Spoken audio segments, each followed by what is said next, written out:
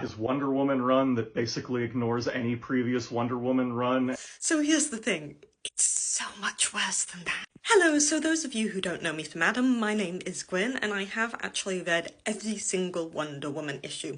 Every single one, and also all of the Sensation ones, and any comic that also has Wonder Woman before it. And because of that, I can say that Tom King has not only read Wonder Woman, but he actually references it. Unfortunately, the stuff that he has read and referenced is almost exclusively the Robert Kanigher Silver Age stuff. Now, for the Wonder uninitiated, Robert Kanigher is the unfortunately longest standing writer of Wonder Woman and took over from Marston when he passed from polio. Now, if you haven't read Kanigher's comics and or you are unaware of the history there, you're probably thinking, well, that's a good thing, right, that he's referencing the longest standing writer for Wonder Woman. The problem with that is that Robert Kanigher was A, aggressively anti-feminist, and B, took over and deliberately did the opposite of everything that Marston engaged in. Now, leading up to Marston's passing, for a period of about 70 stories before he passed, his comics were actually being ghost-written by his typist, Joy Hummels, and when he passed, she actually quit upon seeing the direction that Robert Kanigher was about to take, because he was virulently anti-feminist and heavily disagreed with the original purpose and tales of Wonder Woman. Joy is quoted as saying that Kanigher's direction for Wonder Woman placed her in a masculine thinking role and direction and took away the wonderful feminine and feminist qualities of the character. Now, at first, Kanigher wasn't allowed to change everything. However, after the publishing of The Seduction of Innocence,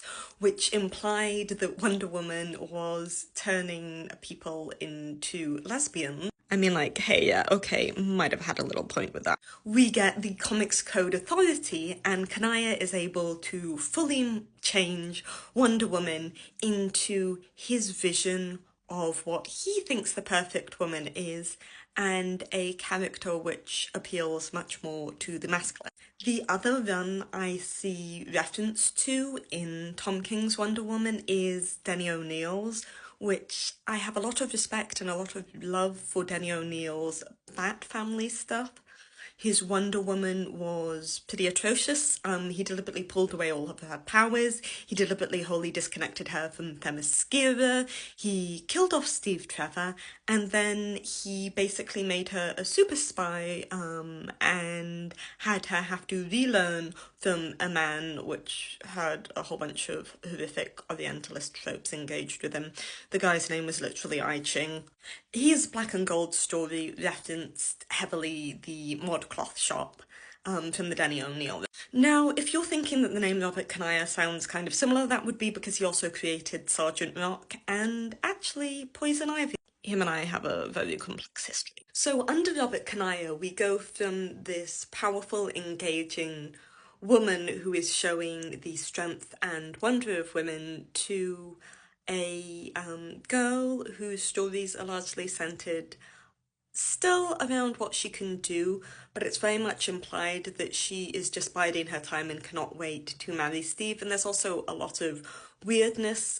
In Marston's run, Steve would ask Diana to marry him, but it was in more of a playful manner of, oh, I know you can't accept this because heteropatriarchy is still oppressing women, you know, the way that marriage functions in our society is not tenable and not respectful to you, so I'll ask you to marry me, but I'm fully aware that you are going to refuse it. This is me expressing my love.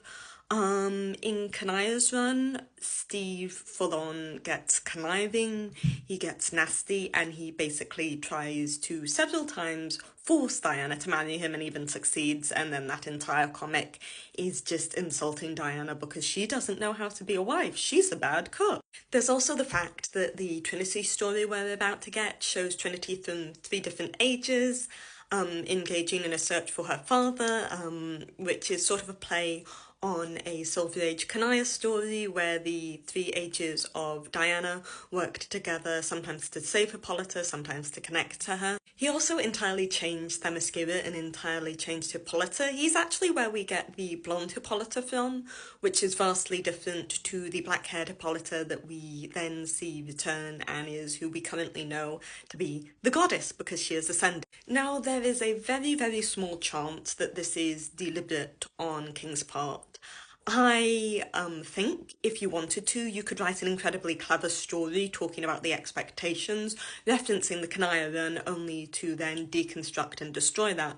But the problem is, he doesn't seem to be doing that. He seems to be doing the reverse, trying to bring in elements and aspects of Diana from that run as positives and as sort of this is who Diana is. Also, on a more joking, light-hearted note, the artist, Sampire, said that the colour of Trinity's hair was representative of who her father might be, and Merboy, Diana's childhood friend, boyfriend, merman thing, also has actually the same exact hair colour as Trinity. I have my own further theories there. I don't actually think she's related to Diana, and I don't think Diana will recognise her as her daughter the first time they meet, but that would be another video. Now, if you've managed to make it to the end of my rambling, thanks a lot. I would definitely recommend you go back and watch the full video from that original creator because I agree with the points that they make in regards to Tom King.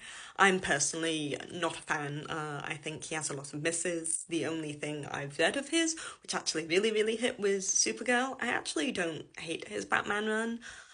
But the other points definitely tend to overpower it for me. I'm also incredibly frustrated because he has been given just as many female-led books as there kind of are female writers writing women at DC right now. He also keeps on getting handed specifically the female characters I like and I care about, so that's, it's tough, buddy, for me. If you're now actually interested in Wonder Woman after hearing me rant, here are my recommended beginning reading. I definitely wouldn't recommend reading every single Wonder Woman story the way I did, although if you want to, more power to you. There is a lot of roughness and difficulty with certain eras of Wonder Woman, largely dictated by the politics and happenings in the real world surrounding that time.